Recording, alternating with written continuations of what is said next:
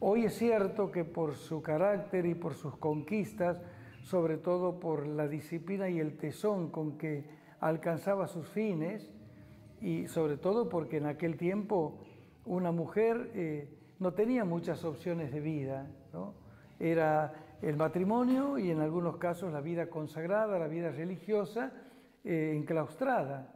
Es cierto que había un pequeño número de mujeres que se organizaban en un beaterio, y ese fue el caso de María Antonia, pero no tenían una gran participación social como lo tuvo ella.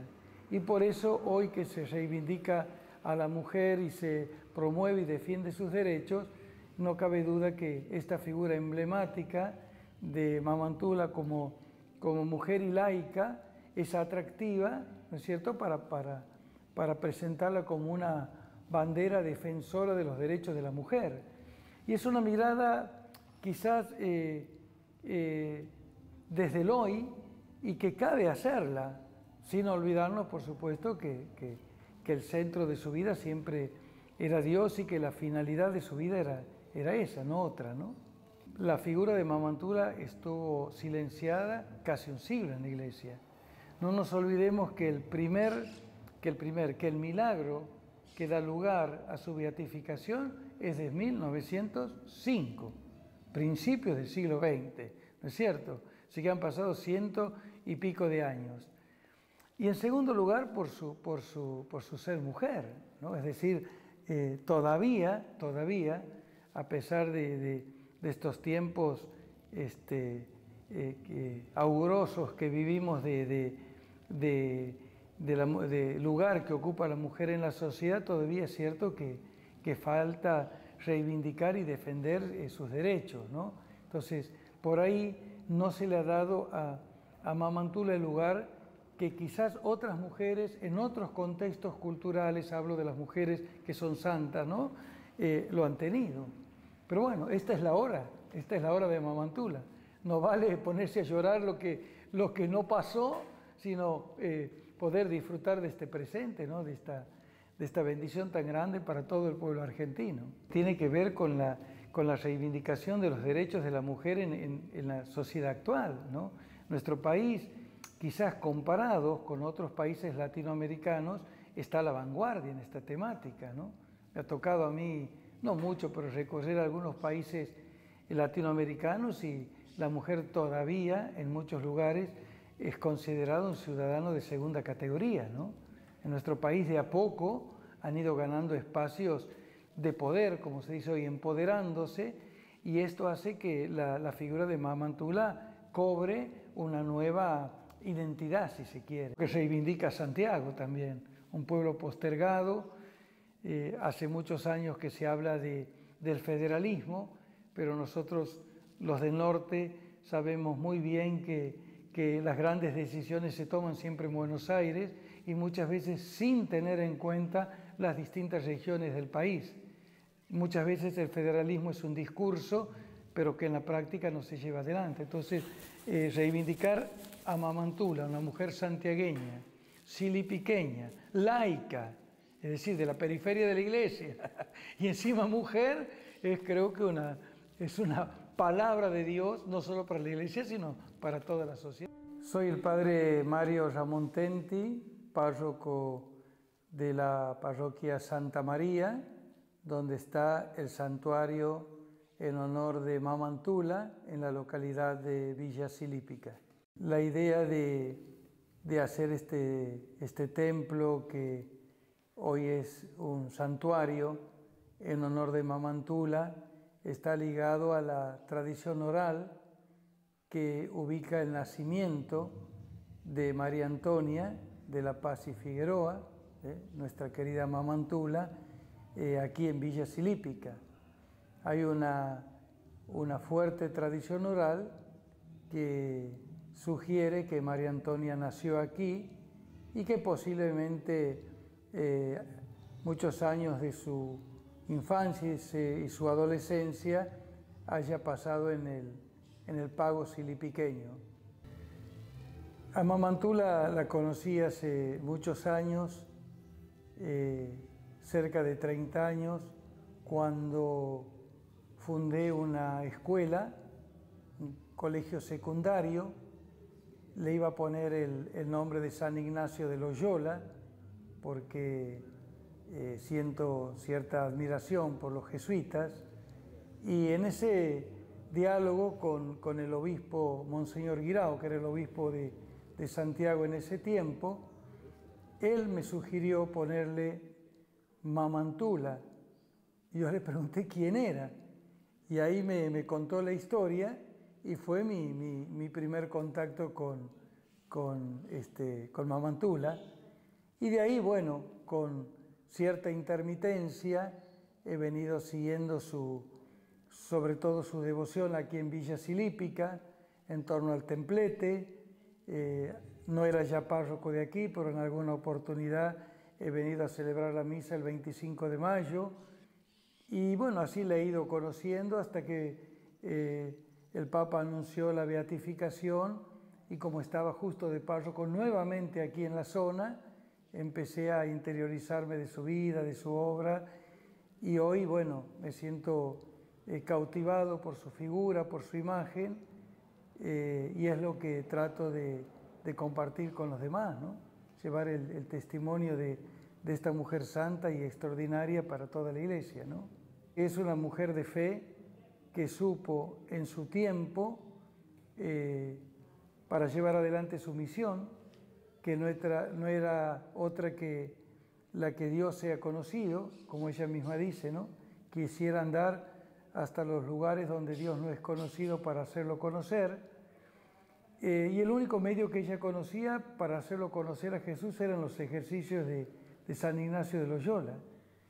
Y venció todos los obstáculos que desde la sociedad civil, desde la Iglesia, le pusieron para poder comenzar con su obra, que ha sido extraordinaria y que ha cosechado los frutos que ni siquiera los mismos jesuitas habían logrado aquí en el virreinato, ¿no? Lo que era el virreinato del Perú primero y después del Río de la Plata.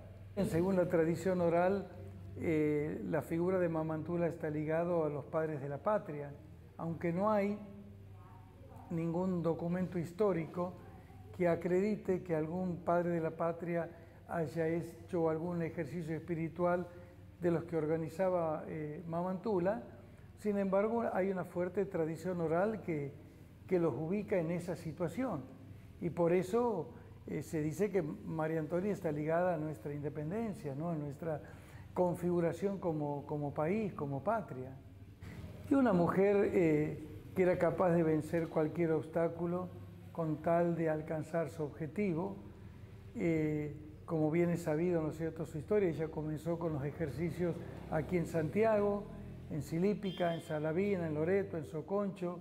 De ahí se fue a Jujuy, a Tucumán, Catamarca, La Rioja, luego pasó a Córdoba, a Buenos Aires, y hasta estuvo en el Uruguay, ¿no? En Colonia, en Montevideo, organizando estos ejercicios. Y muchas veces se le cruzó por la cabeza y por su corazón cruzar el océano para ir a Europa, a organizar allí los ejercicios, y aconsejada por su confesor y amigo, el padre Juárez, desistió, ¿no?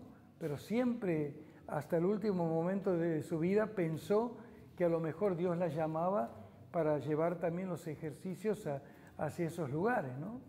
Mamantula fue principalmente una santa, es decir, una mujer de Dios, que todo lo que pensaba, lo que sentía y lo que hacía manaba de esa fuente de vida que es su pasión por Dios y por el Manuelito, por Jesús y su Evangelio. Cuando la Iglesia beatifica o canoniza a alguna persona, es porque quiere proponer el modelo de vida de esa persona al presente de la Iglesia y de la sociedad.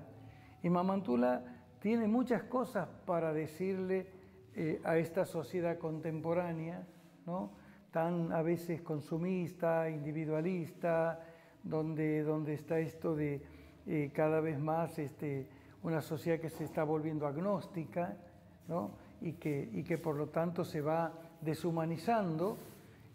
Tiene mucho para decirle desde ese lugar, ¿no? Es decir, se puede ser una persona de fe, pero inserta en la comunidad y en la sociedad de su tiempo. Es decir, Dios no está opuesto ni a la libertad de la persona, ni al crecimiento y al desarrollo de las culturas, y mucho menos a la humanización. La Iglesia está convencida que cuanto más Dios está presente en una sociedad, más se humaniza esa sociedad, ¿no? Un sacerdote jesuita dice que todos los santos son revolucionarios, y eso es verdad. Y porque aparte estoy convencido que la verdadera revolución nace de adentro hacia afuera y no de afuera hacia adentro. Y ella fue, como digo siempre, una persona que supo escuchar el llamado de Dios, que acogió su mensaje, que lo hizo propio, y ante la ausencia de su madre, la Compañía de Jesús, después que fueron expulsados los jesuitas de todo el virreinato, se puso a la cabeza de esta gran movida evangelizadora que llevó adelante, ¿no? Y eso era imposible hacerlo si no tenía a Dios en su corazón. No hubiesen alcanzado ni su fuerza, ni su tesón, ni su disciplina, porque cualquiera que a veces emprende este tipo de proyectos, de programas de vida tan espectaculares, si no tienen una fuerza interior tan grande como tenía ella, que era su fe, jamás hubiese alcanzado los objetivos, ¿no? Por eso siempre digo, Mamantula era una santa, era una mujer de Dios, y a partir de ahí, es cierto, como todo ser humano, y más como los santos, se las puede mirar desde distintos lugares. Son rostros poliédricos, no tienen como distintas caras.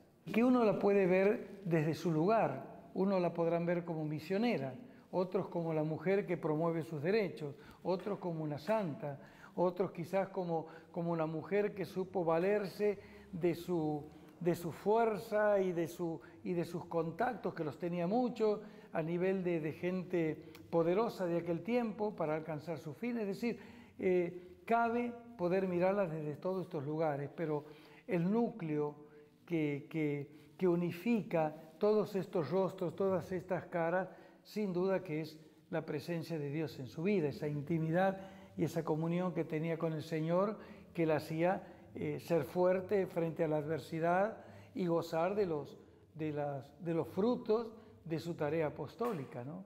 Recuperar la historia. Santiago ha sido la primera ciudad. Aquí ha estado la primera universidad.